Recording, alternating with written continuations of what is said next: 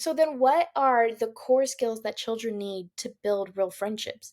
Skills that aren't taught directly in school. Absolutely. And, I think the early childhood world does a great job of it because we have that focus just naturally of where they're at in their development, that those emotional, those social emotional skills, those interpersonal skills, our ability to communicate. Listen, so those language to be able to say what we want or need, but also the importance of listening, right? To be able to listen to our friends and listen to what they're saying or what they're asking, cooperation, teamwork, right? Those are things that how do we work together? How can we share those foundational skills? How can we, work out conflict, your problem solving, right? Because conflict's going to happen Mhm. when you play. Sometimes your friend's not going to want to build what you want to build, or they're not going to want to be pretend the same thing. So that ability to be able to cooperate and share, and also to adapt.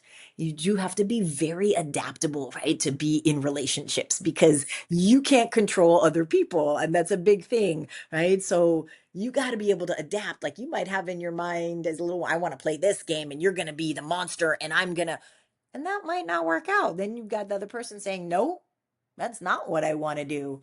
And so adaptability is a big one there. And obviously empathy. Empathy is a big one. And we talk about that just being able to have that understanding that sometimes people might not feel right or might not feel good. And to have that, we should, want to make sure that they're okay and care for them. So be able to empathize with them is a big one, obviously, especially in relationships. And so it's all of everything that we need to be able to interact with one another. And in the preschool classroom, that's the huge focus because generally, a lot of times, oftentimes, it's the first experience for children to be in a setting like that where they have a bunch of people that suddenly they have to be able to work with and navigate with. And it's different from home. So that early childhood classroom is the first kind of social experience outside of home, right? And we all know home and family is very different, as it should be. Our home space, we can be different at home and we should be able to, and we can be different, with our family members. And so for early childhood, when we get in the classroom, it's a whole new world. This is a whole new thing we have to navigate. And now we have all these things that don't belong to you. They're here for everyone, and we Yep. need to be able to all of those. So I think in the early childhood classroom we do a beautiful job of focusing on building those skills because it's super important, and they're brand new. This is the Mhm. first time navigating anything like this, so obviously it's a huge focus for us.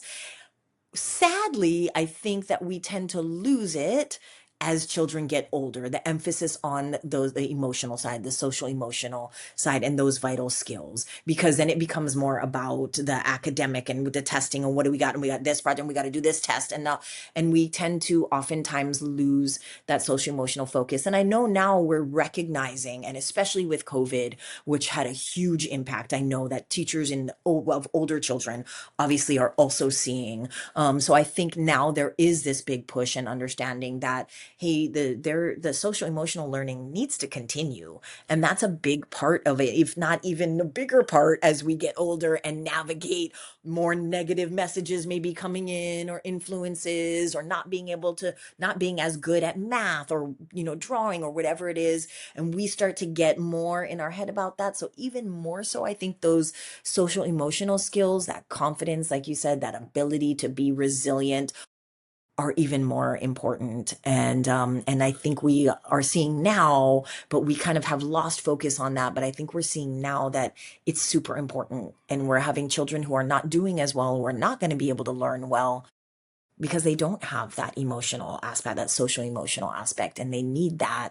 We need to deal with, experiences that they've had, and all the things that children deal with, and who knows what's happening in different homes and environments. And a parent loses a job, and or whatever it is, or a parent gets sick, or someone in the family illness. I mean, you have all of these experiences, as in the report that we referred to, the adverse childhood experiences, and all of those are very much impacting children. And it's that emotional piece that can kind of help to sort of maybe mediate, or provide some cushion for that. I mean, trauma and experiences happen, and obviously they're gonna have an effect, but it's about having, that enough positive to kind of balance that out, so that children can be resilient and recover and heal from trauma.